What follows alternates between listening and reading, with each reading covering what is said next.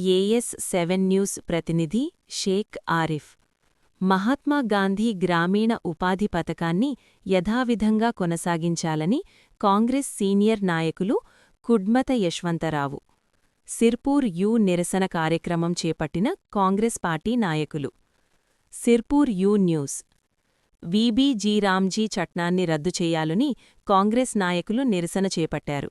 శనివారం రోజున కాంగ్రెస్ పార్టీ మండల అధ్యక్షులు ఆత్రం గోవిందరావు ఆధ్వర్యంలో కాంగ్రెస్ నాయకులు నిరసన వ్యక్తం చేశారు. ఈ కార్యక్రమంలో కాంగ్రెస్ సీనియర్ నాయకులు కుడ్మత యశ్వంతరావు మాట్లాడుతూ మహాత్మాగాంధీ గ్రామీణ ఉపాధి పథకాన్ని యథావిధంగా కొనసాగించాలన్నారు. మహాత్మాగాంధీ పేరును తొలగించడం సరైనది కాదన్నారు.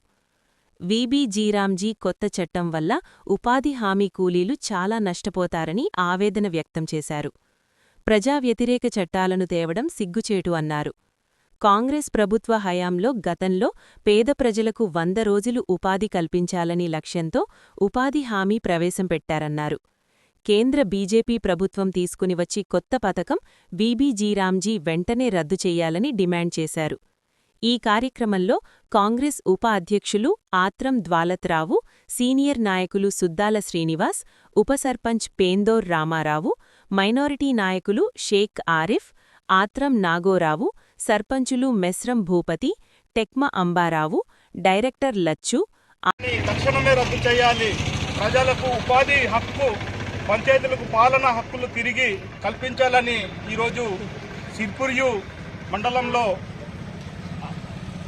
మండల అధ్యక్షుని ఆధ్వర్యంలో ఈరోజు ధర్నా కార్యక్రమాన్ని చేయటం జరుగుతున్నది. ఎందుకంటే ఆ రోజు మహాత్మాగాంధీ జాతీయ గ్రామీణ ఉపాధి అంటే అందరికీ సులభంగా పలకడానికి వస్తుండే. ఈరోజు వీబీజీ రామ్జీ చట్టాన్ని పలకడానికి కూడా రాకపోవటం, తర్వాత ఇంకా పని దినాలు కూడా తగ్గించటం, ఇది చాలా సిగ్గుచేటుగా భావిస్తున్నాం. ఎందుకంటే ఈరోజు ఉపాధి హామీ వల్ల దాదాపు చాలా కుటుంబాలలో మంచిగానేది కొనసాగిస్తున్నాం. అందుకనే దీని మీద ఖచ్చితంగా ఈ మహాత్మాగాంధీ పేరును తొలగించటం అనేది చాలా